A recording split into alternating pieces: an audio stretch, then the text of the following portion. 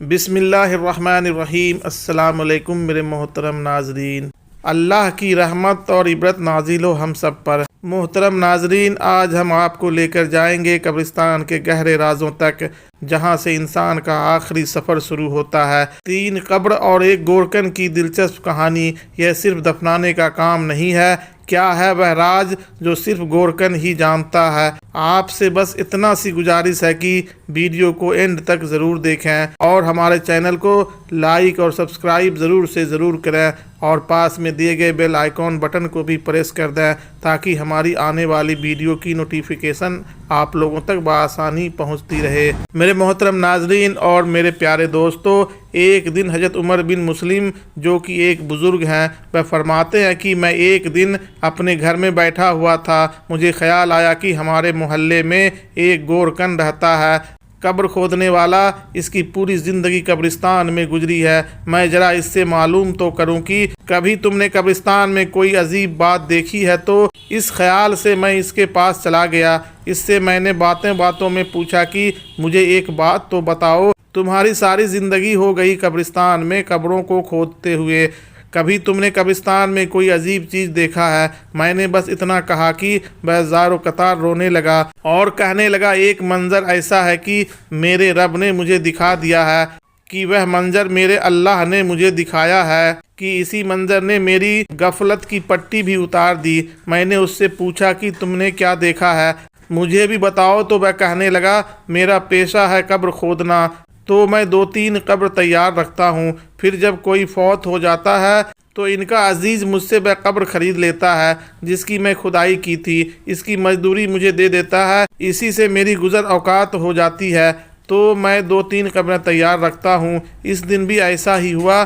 میں نے 2 قبریں اپنی عادت کے مطابق تیار کر لی تھی۔ جب میں تیسری قبر کھودنے لگا تو مجھے اس قبر میں سے تپش آنا شروع ہو گئی، اس قبر میں سے مجھے حدت اور گرمی محسوس ہونے لگی، میں پسینے میں سرابور ہو گیا۔ ادھر ایک جھاڑی تھی، میں نے اس پر کپڑا ڈال کر ایک چھتری سی بنا لی، اس سے ایک سایہ ہو گیا۔ میں نے سوچا کہ اس قبر کو بھی تیار کر لوں، پھر آرام کروں گا۔ کہنے لگا کہ جیسے تیسے وہ تیسری قبر بھی میں نے تیار کر لی۔ وہاں سامنے ایک درخت تھا، اس کے نیچے میں اپنے گراہک کا انتظار کرنے لگا، جیسا کہ میرا معمول تھا۔ اس نے کہا کہ اللہ کی عزت کی قسم، میں نے دیکھا کہ آسمان سے 2 سوار اترتے ہیں۔ وہ سواریوں سے اتر کر جو پہلی قبر تھی اس کے پاس ایک سرہانے اور ایک پوتانے کھڑا ہو گیا۔ سرہانے والا کہنے لگا کہ لکھو، اس قبر کے بارے میں لکھو۔ پوتانے والے نے کہا کہ میں کیا لکھوں؟ اس نے کہا 12 میل لمبی اور 12 میل چوڑی لکھ دو، یہ قبروں کے فیصلے ہوتے ہیں جو اللہ نے اس گورکن کو دکھا دیے، 12 میل لمبی اور 12 میل چوڑی لکھ دو۔ میں یہ سب کچھ دیکھ رہا تھا۔ پھر وہ دوسری قبر پر آ گئے جو سرانے کی طرف کھڑا تھا، وہ کہنے لگا کہ لکھو اس قبر کے بارے میں۔ اس نے کہا کیا لکھوں؟ تو سرانے والے نے کہا کہ چاروں طرف جہاں تک وسیع نظر ہو وہاں تک لکھ دو۔ پھر وہ تیسری قبر پر آ گئے، وہ کہنے لگا اس قبر کے بارے میں لکھو۔ اس نے کہا کیا لکھوں؟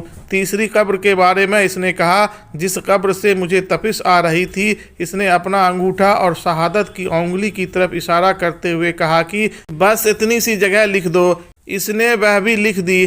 وہ جن سواریوں پر آئے تھے دوبارہ اس پر بیٹھے اور پھر آسمان کی طرف غائب ہو گئے، اور میں نیچے یہ سارا منظر دیکھ رہا تھا۔ میرے اللہ نے مجھے سب کچھ دکھا دیا تھا۔ اب میں سخت منتظر تھا، انتظار میں تھا کہ میں دیکھتا ہوں کہ ان قبروں میں کون کون آتا ہے۔ میں یہ دیکھ کر حیران ہو گیا کہ جنازے میں 4 لوگ جنہوں نے چارپائی اٹھا رکھی تھی، اور اس کے پیچھے بھی 3-4 لوگ تھے جو جنازہ پڑھنے آئے تھے، اور بندہ کوئی نہیں تھا۔ میں بہت حیران ہوا کہ یہ لوگ کون ہیں جو اتنے کم ہیں۔ میں نے سوچا کہ میں پوچھوں۔ جب میں نے کسی بندے سے پوچھا تو انہوں نے کہا کہ یہ ہمارے محلے کا جو سب سے غریب آدمی ہے، اس کا جنازہ ہے، اور غریبوں کی فوتگی میں کون آتا ہے؟ یہ اتنا غریب تھا کہ اس کے کفن دفن کے لیے بھی ہم نے چندہ کیا ہے، اور اسی سے تجھے قبر کی مزدوری دیں گے۔ میں نے اس سے پوچھا کہ یہ تو پتہ ہوگا کہ یہ غریب تھا، مگر یہ تو بتاؤ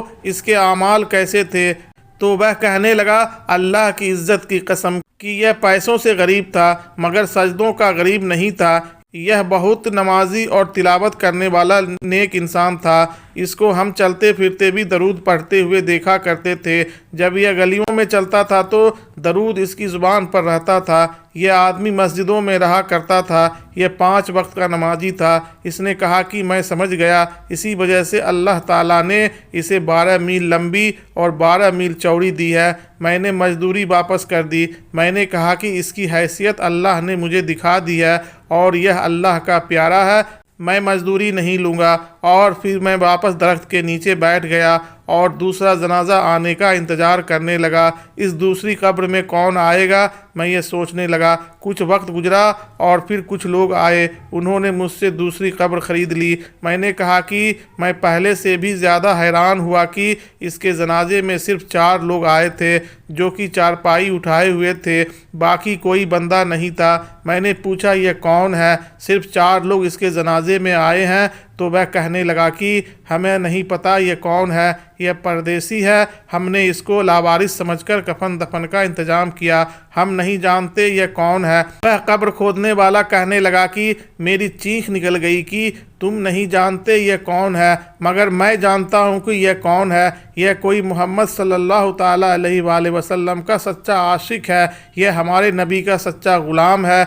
यह कोई रब का वली है जिसे हद्दे नज़र तक वसी मिल रही है। मैं जानता हूँ कि यह कौन है। यह कोई मोहम्मद अरबी का प्यारा है, आका का सच्चा गुलाम आया है। इसकी मजदूरी भी मैंने वापस कर दी कि यह अल्लाह का प्यारा बंदा है। और वो लोग फिर दफन करके चले गए।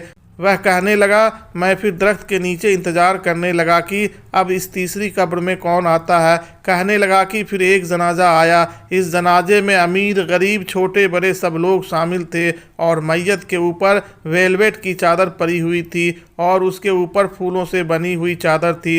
उन्होंने तीसरी कब्र भी मुझसे ख़रीद ली। जब वह ख़रीद चुके तो मैंने एक बंदे से पूछा कि दोस्त यह कौन मरा है, यह किसका जनाजा है जिसके लिए यह कब्र खरीदी गई है। तो वह कहने लगे कि यह हमारे मोहल्ले में रहते हैं, एक बहुत अमीर आदमी है, इसकी बेगम मर गई है, यह कब्र इसके लिए खरीदी है। मैंने कहा इसके आमाल कैसे थे। इसने कहा घर में दौलत बहुत थी मगर कोई नेक अमल नहीं था, नबी की कोई शरीयत नहीं थी, नमाज रोजे का कोई ख्याल न था, पैसा तो बहुत था पर सजदों की तौफीक न थी। इनकी घर की अलमारी में कुरान बंद रहता था, खुलता नहीं था पर खुद भी वह गाफिल थी। मेकअप करके बेपर्दा बाज़ारों में घुमा करती थी।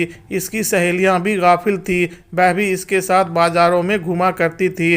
वह कब्र खोदने वाला कहता है कि इस दिन मेरी आंखों से पट्टी उतर गई कि दुनिया में आप कितने ही अमीर क्यों न हो, कितने ही स्टेटस वाले क्यों न हो, कब्र में जात नहीं पूछी जाती, यहाँ ओहदे और पोस्ट नहीं चलती, यहाँ आमाल देखे जाते हैं और चलती है तो सिर्फ हुजूर मोहम्मद सल्लल्लाहु ताला अलैहि वसल्लम के ग़ुलामों की चलती है।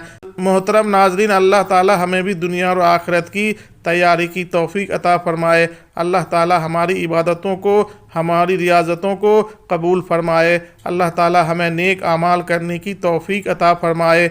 आमीन। नाजरीन कमेंट बॉक्स में आमीन ज़रूर लिखें। मोहतरम नाजरीन इकराम, आपको ये वीडियो कैसी लगी? अगर अच्छी लगी हो तो इसे लाइक और सब्सक्राइब ज़रूर से ज़रूर करें और हमारे वीडियो को अपने दोस्तों और रिश्तेदारों में ज़्यादा से ज़्यादा शेयर करें ताकि हमारी आने वाले वीडियो की नोटिफिकेशन उन लोगों तक बआसानी पहुँचती रहे। अस्सलामु अलैकुम, अल्लाह हाफिज़।